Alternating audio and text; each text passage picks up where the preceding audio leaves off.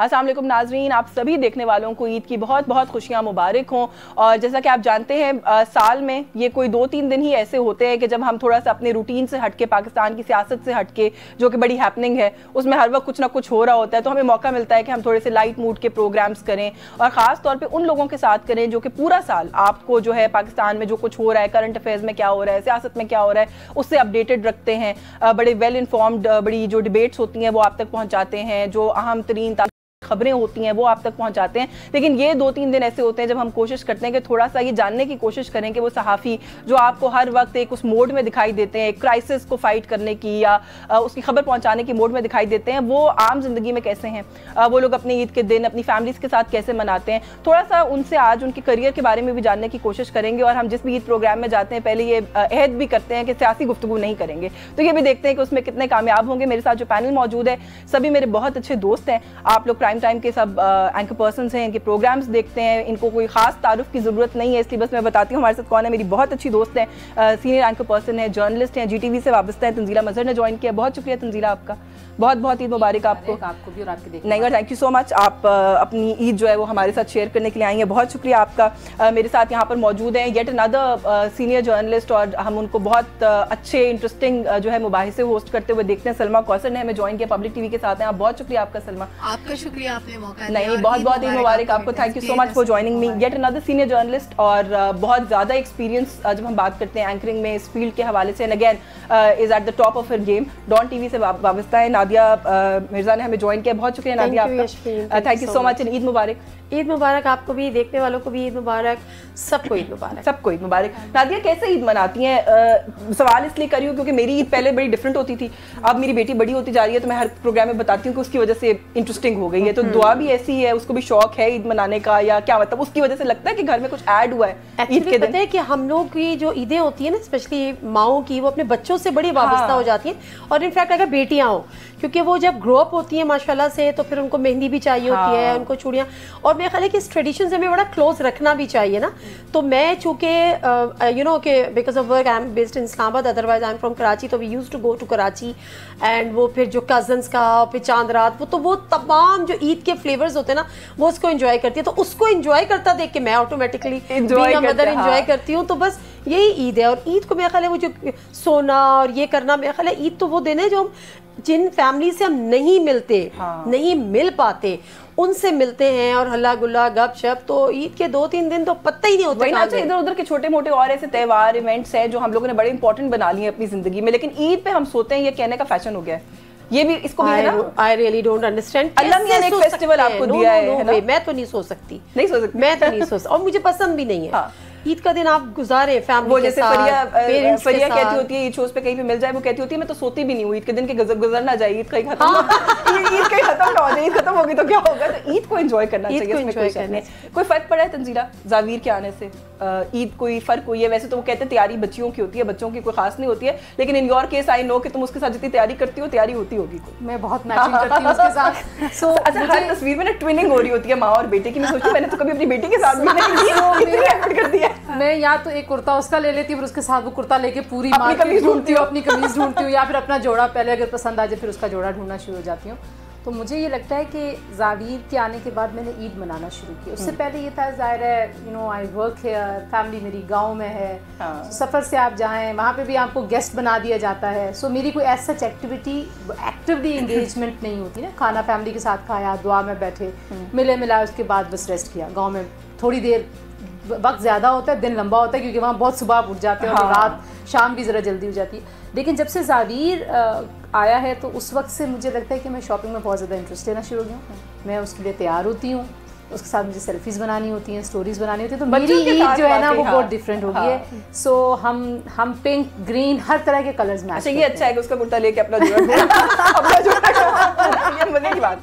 Since you know कि मुझे shopping का वैसे भी बहुत शौक है, लेकिन मुझे कभी एक देयर वाज अ पॉइंट, एक दफा इससे किसी बात पे बात हो रही थी, तो शी सेड कि मैं शॉपिंग पे आई हूँ तो मैं तुम्हें थोड़ी देर में कॉल करती हूँ। बाद में मुझे कॉल करके कहती है यकीन करो अकाउंट में जो आखिरी पैसे पड़े थे वो भी सारे खर्च करके आई हूँ। बड़ा मैंने सोचा कि आज ना करूँ, भी तनख्वाह नहीं आई है, बट मैंने कहा नहीं शॉपिंग के लिए आई। मुझे तो इस तरह का इस तरह का शौक है कि मुझे कोई ज्वेलरी दिखाने के लिए ले गया, किसी ने किसी की शादी के लिए लेनी थी, उन्होंने कुछ नहीं लिया जिनकी शादी थी, मैं सोना भी खरीद के ले आई। तो मैंने कहा मैं कोई विंडो शॉपिंग नहीं करती, मुझे लेके नहीं जाएगा। लेकिन आई थिंक बच्चों के साथ मजा आता है। हाँ। अभी वो बहुत छोटा है, मैंने सुना है कि बच्चे जब बड़े होते हैं नखरे करते हैं, मैं ये पहनूंगा ये नहीं पहनूंगा। अभी तो ये है कि मैं उस पर सारे एक्सपेरिमेंट्स बड़े नखरे करते हैं वो। मेरा बेटा हालांकि लड़के नहीं करते नॉर्मली, लेकिन वो करता है। वो मैं अभी सारे एक्सपेरिमेंट्स कर रही हूँ। मैं हाँ। कह रही हूँ 3-4 साल में एंजॉय कर लूँ, फिर अभी जब तक आपके 3-4 साल ही एंजॉय करने हैं, उसके बाद हमने उनको फॉलो करना है। और उसके बाद वो आपको भी बताएगा कि ये ठीक नहीं है, ये ना पहने। वो फिर आपके भी बड़े बन जाते हैं। ये क्या कर लिया आपने? हाँ, वो मेरी बेटी तो but don't wear this with this, ये अच्छा नहीं लगा। अच्छा वो तो आके ताने भी मारती है, you know nothing about fashion. Exactly. बंदा कहता है मतलब मुझे थोड़ा सा आइडिया हो रहा है, बिकॉज मैं घर में कभी होता है ना कि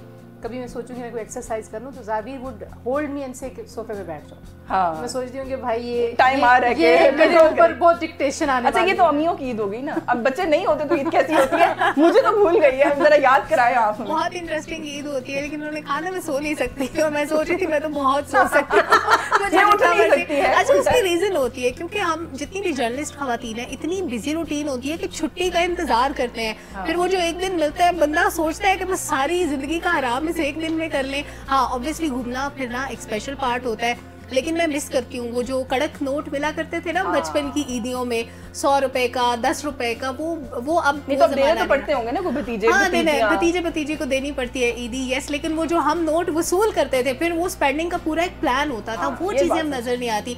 फिर रिश्तेदारों के घर जाना, इसमें भी एक चेंज ये आया कि अब लोग मेहमानों को बोझ समझते हैं, हर बंदे को अपनी प्राइवेसी का ख्याल होता है, अपने अपने प्लान्स होते हैं सबके, तो अब रिश्तेदारों के साथ उस तरह घुलना मिलना नहीं। अब हम ईद को छुट्टी ट्रीट करते हैं ना, क्या ब्रेक मिल गई है काम से, आराम टाइम समझते हैं हम उसको, तो अब वो वाली सेलिब्रेशन नहीं रही। लेकिन मुझे वो अपने बचपन की ईदें याद आती है। हमारे बाद वाली जनरेशन पता नहीं क्या याद करेंगी, उन्होंने ना वो कड़क नोट देखे होंगे, ना वो अपनी ईदी जमा करके और इसके हम चिप्स खाएंगे, इसके हम शॉपिंग करेंगे, ये वाले हम मम्मी अबू को देंगे।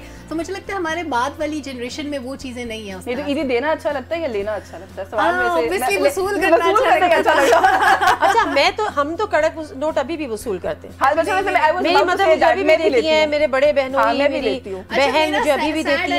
ये है कि मेरे फादर चचा वो जो हमसे बड़े लोग हमें देते थे वो अब रहे नहीं, तो अब हम बड़े हो गए, अब हम गिविंग एंड पे हैं कि हमें सबके लिए एनवेलप्स बनाने हैं। वैसे पेरेंट्स के साथ ज्यादा ईद होती है, मैं भी अब्बू से लेती हूँ। वही ना, मैं भी वही पेरेंट्स से। ये होता है ना कि जैसे मेरी अम्मी है, फादर नहीं है बट अम्मी है वो देती है, फिर बड़ी बहन है वो देती है, दूसरी बड़ी बहन देती है, बहनों ही देते हैं, तो ये ट्रेडिशन फिर हम अपने छोटों को देते हैं। मैंने तो अपने बच्चों को भी इस काम पे लगाया है, ईद लेनी है मतलब, हाँ just to keep the tradition alive. Exactly, just to keep the tradition alive. मैं वैसे पूरे खानदान की शॉपिंग कर लेती हूँ और आखिर में अम्मी के कान में कह देती हूँ कि एक जोड़ा मुझे बहुत पसंद आया था, वो मैंने आपकी तरफ से लेना है।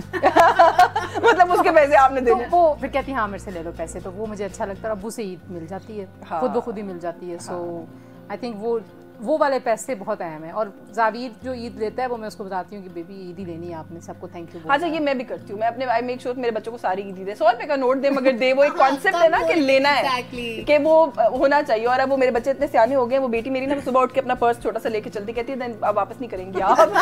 मैंने कहा ये सियानी होगी, इसको पता लग गया कि अम्मा ने देने नहीं है। वो छोटा भी थोड़ा बेवकूफ है, वो आके मेरे बैग में डाल देता है, फिर उसकी गायब हो जाती है। अच्छा कुछ अर्से तक तो आप बच्चों को बेवकूफ बना सकते हैं। मेरी बेटी ना दुआ तो कहती है माँ मुझे कितनी ईदी दूंगी, मैंने कहा बेटा 1 लाख रुपए दूंगी। हाँ। अम्मा 1 लाख, मैंने कहा हाँ बेटा, और मेरे अकाउंट में तो होने। मैंने उसको कहना होता है हाँ बेटा आपकी 1 लाख ईदी, अम्मा 1 लाख जमा कर लिए। मैंने कहा तो हर ईद पे मैं उसको 1 लाख रुपए ईदी दे देती। अच्छा मेरे खड़े होकर मांग लेने सारे, तो सीधे निकालो सीधे कटो।